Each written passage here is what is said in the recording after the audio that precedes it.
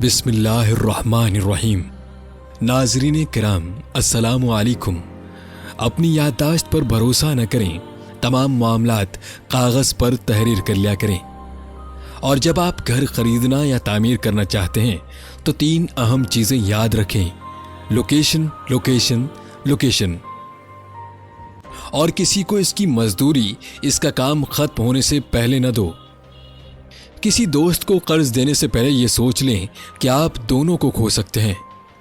अपने जीवन साथी का इंतखाब एहतियात से करें, क्योंकि वो आपकी 90% खुशी या नाखुशी का जिम्मेदार है। और अगर आप जानते हैं कि आपका दिन अच्छा गुजरे तो देर से न सोएं। और जब आप किसी दोस्त की कार उधार लें तो उसे वापस करने से पहले तेल की टैंकी भर लें, और बेहतर है कि उधार लेने को आदत न बनाएं। और मोबाइल फोन को अपनी जिंदगी के खूबसूरत लम्हात बर्बाद न करने दें, जैसा कि ये फोन आपकी सहूलत के लिए बनाया गया था, न कि इसके लिए जो आपको कॉल या मैसेज करता है। और जब आपकी वालिदा कहती हैं कि आपको ऐसा करने पर पछतावा होगा, तो आप अक्सर पछताएंगे। और बहादुर बनो, और अगर तुम बहादुर नहीं हो तो बहादुर बनने का दिखावा करो, कोई भी फर्क महसूस नहीं करेगा। और जब आपको कोई अच्छी किताब नजर आए तो उसे खरीद लें, भले आपने वो पहले से पढ़ रखी हो या ना पढ़ी हो। उस शख्स के साथ पार्टनरशिप न करें जो 3 बार नाकाम हो चुका हो। आपके बच्चे जब 16 साल की उम्र में पहुंच जाएं तो उनके फारे वक्त में उन्हें काम करने की तरगीब दें, लेकिन अगर इससे पहले भी मुमकिन हो तो ज्यादा बेहतर है। अगर आप कोई चीज 2 बार से ज्यादा उधार लेते हैं तो बेहतर है उसे खरीद लें। और मशकूक जगहों से दूर रहें, बुरे वाकयात सिर्फ वहां होते हैं। और जो अपना पैसा सही खर्च करने में नाकाम रहता है वो अपनी जिंदगी की हर चीज में नाकाम है। और जब कोई आपसे सवाल करे तो उसका जवाब न देना हो तो मुस्कुरा कर कहें, आप ये बात क्यों जानना चाहते हैं।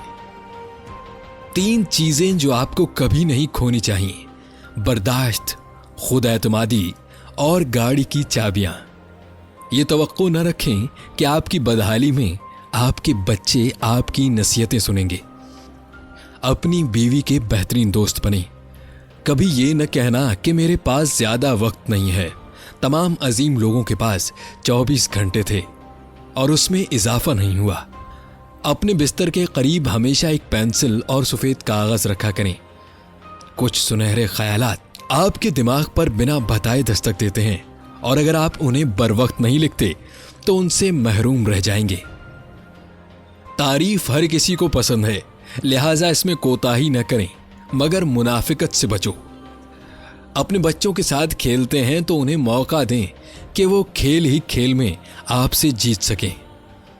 अपने बच्चों के सामने बीवी को तनकीद का निशाना न बनाएं, चाहे कोई भी मसला हो। जब आप किसी कमरे या मीटिंग में दाखिल हों तो इस तरह दाखिल हों जैसे आप इस जगह के मालिक हों।